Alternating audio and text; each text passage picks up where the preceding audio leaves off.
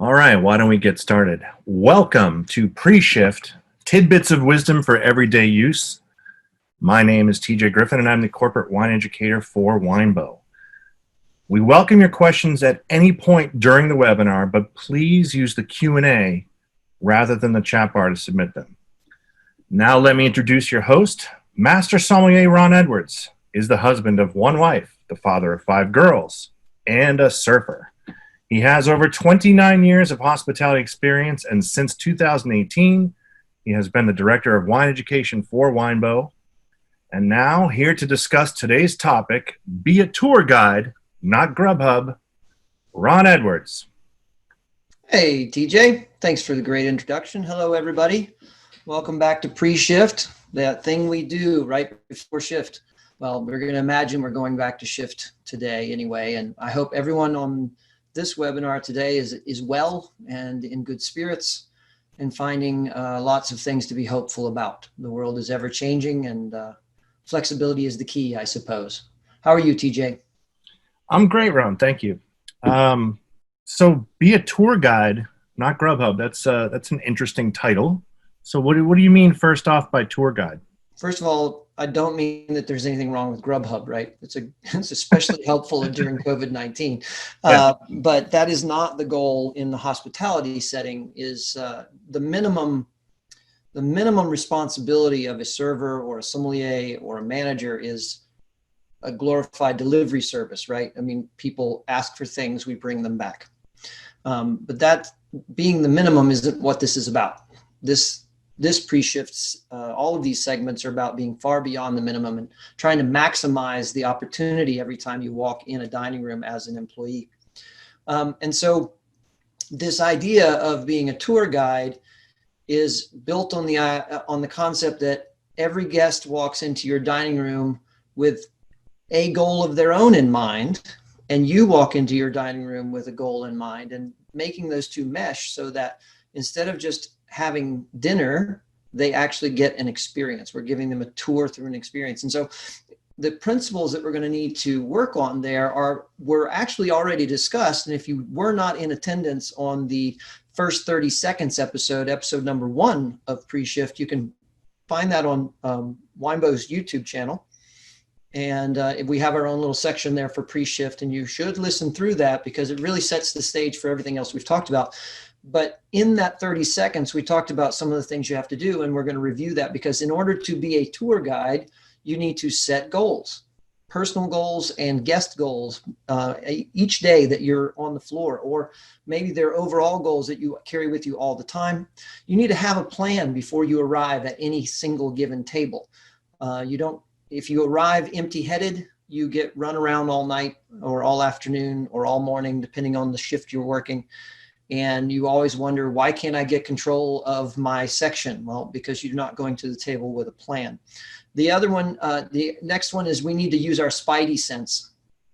Reference to comic books, of course, but the idea is that each of us has an ability to pick up on the vibe that's going on and put up our antenna for emotional and body language cues and things like that to give us a direction. And last but certainly not the final is that we take all of this information and we combine it into a holistic feeling, and then we begin the tour for these people, touring them through the menu, touring them through the wine list, etc. Okay, so how do you begin the tour? You start with the wine list, or what? Well, actually, we start this whole idea by setting goals.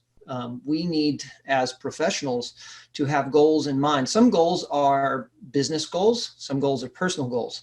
In the idea of setting goals with servers, we need to worry about the menu and menu mix, right? The menu and the wine list are what we sell to make a living, because as commissioned employees, tips are commissions. Your salary every year is going to be based on, in most restaurants, some people have gone to salary, but in tips-based restaurants, your income is based on what you sell, because you're only going to get a percentage of what you sell. No matter how much you sell, 20% of whatever is still just 20% of that. So you want that base to be larger. In order to do that, you need to pay attention to your tools, and your tools, your things you can sell, are either on the food menu or are on the beverage menu. So we need to worry about beverage mix. One of the things that I think is a goal is that we need to stop looking at the things that the chef makes up that day and calling them specials. Like this is just a weird little term. Why do we call them special? Does that mean the rest of the menu is not special? They should be featured items.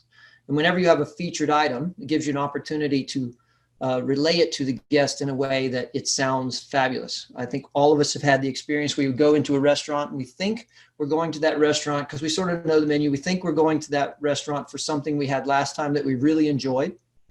And then a really well-prepared server talks to us about a featured item and we're like, nope, I'm all in. They don't even have to tell us what it costs because they did such a great job describing it. That's part of setting goals, is that we want to sell our featured items, not to the exclusion of the main menu, but we want to sell some of them because there are reasons the chefs put them together. Inventory reduction, adding to the check. Most of the time your featured items are at the top end of your menu mix pricing wise. So if your average main course on your menu is, $27, the featured item will go up maybe to $35. We see this all the time. So the featured items are a way to raise the check average, which is good for everybody, as long as it fits with the customer's needs. Next is menu mix. Why would we not want to sell a starter of some sort? We need to make sure that we have a goal of getting beginning courses, main courses, and desserts on as many tables as possible. Again, because it adds to the experience, gives people a better sense of the restaurant, better experience overall, and we're touring them through all of our options. And last, and certainly not least, if you're talking to one of us in the service of beverages, is the beverage mix. And we talked about this in the first 30 seconds, that in my world, I want to get a first beverage on the table, then talk to them about the rest of the wine list or the rest of the beverage list, because I do not want people to wait very long to get something on the table because they get anxious and then they're less likely to explore the more impatient they become about their beverage. We want beverages at the beginning, we want beverages in the middle, and we want beverages at the end, because every time we fulfill that goal, we're adding to the check and we're creating another experience inside of the overall experience. So as a frequent diner, as I have in the past pre-COVID, sometimes a server will come over and say, can I get you something to drink, which is very vague. And then other times they'll be almost too specific. They'll recommend this cocktail from the menu that I would have never ordered myself. So do you go over with a suggestion in mind? Are you trying to offer something, or how do you guide them to start off? Yeah, that's where the plan comes in, right? And I'm never in objection of a server or a sommelier having a specific item that they want to bring up at every table. I've admitted to this in the 30 seconds about the idea that it is my goal to sell a glass of sparkling wine, or preferably champagne if I have it available, to every table that I walk up to, at least one person. And there's a reason for that, and it's philosophical in my adoration of sparkling wine, and why I think it's such a great thing on Tuesday, Wednesday, Thursday, Friday, Saturday, Sunday, Monday. In other words, all occasions that end with day are a great time to have sparkling wine or champagne if you can do it. But it also changes the feeling at the table because of our own hang up that sparkling wine is just for special occasions. It suddenly takes Monday and turns Monday into a special day. It takes a special evening and turns it into sort of beyond that, into like a full-on special occasion. But I wouldn't bring that up exclusively because not everybody's ready for it. Using your menu as a tool here is very good. So the plan is I'm going to create a plan. Every time I go to the table, I'm going there for a purpose. If you don't have a purpose, then you don't really know what to do with yourself. So that's very important. So why am I here is the question to be answered. And every time, the first time I go to the table, why am I here? I'm here to get you started with a beverage. Now, yes, I'm a sommelier. I'd like to get them an alcoholic beverage, but not every guest wants that, right, TJ? So I want to get to a beverage. So on the last floor that I worked on regularly, we had set aside all of the things we thought were good to start a meal with beverage wise in one little section of the menu. So I could go over and I could say, it's a great night for champagne. We happen to have it by the glass. We have 3 options actually in sparkling wine. They're right here. I love this one, but we also have this really cool aperitif. And right here we have San Pellegrino Aranciata if you'd like something non-alcoholic. None of which was water, none of which was iced tea, all of which was at least $4, and all of which was probably outside the norm of what they were going to do. Next time I come to the table, maybe I'm planning that middle section where I'm going to talk to them about wine. If I'm the server, next time I come to the table, now I'm talking about the menu. Or the plan is get a beverage order and then tell them about the featured items and offer to answer questions when you return about the entire menu. That way they've started thinking about things while you're gone. They know you're coming back with beverages. They feel comfortable. They settle in. Life is good. The other is use your eyes at this point. As you get to the table, you're watching. You're watching every movement in the guests. You're listening for intonations in their voices so that you can adjust your plan as needed. So if I bring up sparkling wine and there's this obvious look on the people's eyes like we don't drink or you're not talking my language, then I start to deviate my conversation. So I have a plan that involves initial, oops, got to change plan, oops, got to change completely, and then I finish my conversation. Does that make sense, TJ? Absolutely. But how do you know, you come up with your plan, how do you know if you're right, if it's right for the table? How do you know that you've come up with the correct plan for them? Yeah, I think that's really all about tuning in. Anyone who's worked in a sales environment or in a hospitality environment who's good at their job, one of the reasons they're good at their job is that they have developed a practice.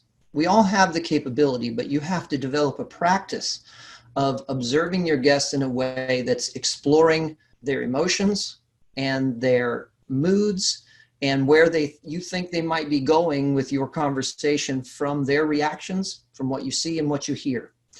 And so it is so important to, and this is where kindness comes into the hospitality.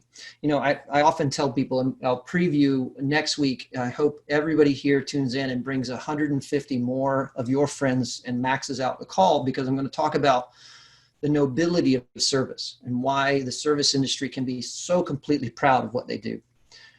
That said, one of the aspects here is that kindness is part of hospitality. And the reason kindness is not the same as nice is that in order to be kind, you have to actively look beyond yourself into the eyes of the guest, into their situation, meet them where they are and figure out their mood, explore. Are they explorative? Are they cautious? Do they seem budget conscious? Are they ready to spend? All of these things that you can judge based on, I point at this item, they kind of get nervous. I talk about this price range, they kind of, well, maybe, I don't know, or yeah, I'm all in. Let's have 2 appetizers, and when you come back, we'll talk about main course. I mean, all of these things are clues as to where you can take them with the conversation, unless you're not paying attention. So we really have to empty ourselves into this idea of, I want to be like this antenna in the picture right now. I want to receive all this information that they are always putting out to me. I just have to go looking for it. So there's a lot going on here, Ron, and having been a server and a bartender and a manager, this sounds like so much work while you have other tables going on. This table is, once they're checked, this table just sat down. How do you maintain your composure, and how do you stay on top of this while you're managing a section, say? Yeah, I think that is such a great question, because at first this is work, because you have to train yourself to do it. And then it moves from I'm working to behave this way to I just behave this way. And when you turn the corner from training yourself to behave in this manner, training yourself to look for the mood of the guest, to ask explorative questions, to never ask a yes or no question when you're trying to sell something, it becomes fun. And then and then you're never in that situation anymore where how do I tune into my guest when I'm busy, because it happens automatically. The other thing is, when you become a tour guide, when you've done everything up to this point, and then we go to this point, where we combine and start leading the table, you will very rarely be weeded again, because you have taken them under your wing. You have paid attention to them. You have guided them to where you think they will go.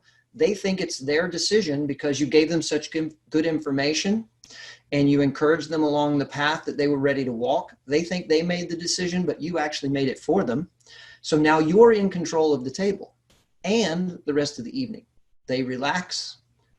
And when you're in control, they don't run you all over the place like you do when you're out of control. If you go to the table with yes and no questions, if you go to the table without your eyes, noticing what's missing, what do I need to do next time? If you go to the table without a plan, then this is not possible, because you do get in a situation where your table is going to run you to death and you won't have the time to take care of things. So that's the short answer. The idea, of course, in this combine and lead idea is you've come to the table with a plan, you've listened to the guest, you've prompted them, they've responded to you, you have a pretty good idea where you can take them. You saw the reactions to your discussion of the featured items in the menu. You saw the reaction to the beverage you recommended. You now know you have their trust. All right, I've got your trust. Now I am going to match my plan to your mood. I'm going to match my plan to your sense of adventure or caution, and I'm most assuredly going to match my plan to your budget. And all of a sudden, the world is magical. And that this action and this process takes an ordinary dining experience for them and takes them on a journey that they leave talking about and ready to return. And that's what we want. And it doesn't really matter if you're in a 1-star restaurant or a 3-star restaurant, or whether you're in a diner or whether you're serving breakfast at the country club. This process changes the service environment around you, at least in your section, and actually can change it for the people who work next to you, because they see how your interactions are so much better than theirs. It's a great, a little bit of yeast in the dough, so to speak. So you've sort of talked about this, but when you talk about Spidey sense, which I makes a lot of sense to me because I know Spider-Man, I'm a fan, but that sort of sixth sense, is that something you're born with? Is that is it something you can work on? Is it something you develop over years of experience? How do you get that? I think that I think some people are inherently born with it. For instance, my second oldest daughter, Jessica, she has always been, from her childhood on, just a very others-centered, sensing and feeling kind of individual. I am, by personality definition, an INTJ, which means that, sort of in a funny way, I'd like to have emotion, but I don't. I keep trying, but I don't have them. So for me, it was work to figure out how to put my brain in the position of thinking about the needs of others in front of me. But once I created the habit, there was so much joy in service after that it was never a question of going back the other direction. It takes work. Some people are better at it initially than others, but all people who are not, well, I guess as long as you're not a narcissist by nature, meaning clinical definition, need help, you should be able to practice this easily, find out how valuable it is, and then suddenly use it every day to your advantage. So we have some questions coming in. Another question here. So you talked about this as well, suggestive selling. Many of us, maybe not all of us, but I certainly have been in a position where I am told by management or ownership, you have to move this special, or you have to sell this Pinot Grigio. I got a good deal. Right. And it sometimes doesn't seem, customer centric to do that.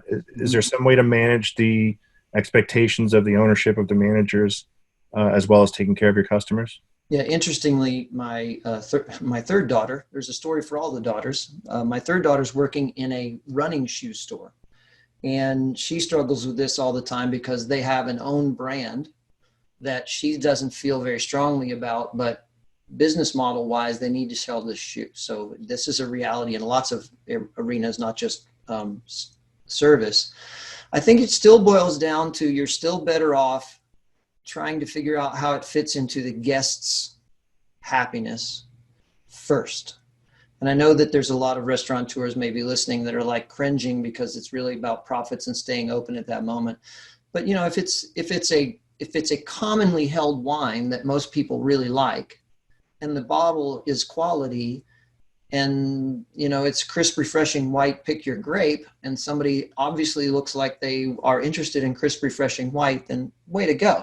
But if you're pushing Pinot Grigio on somebody who's really trying to order Cabernet Sauvignon, then that's not going to work, and they're going to be unhappy, and it's not worth the effort and the unhappiness.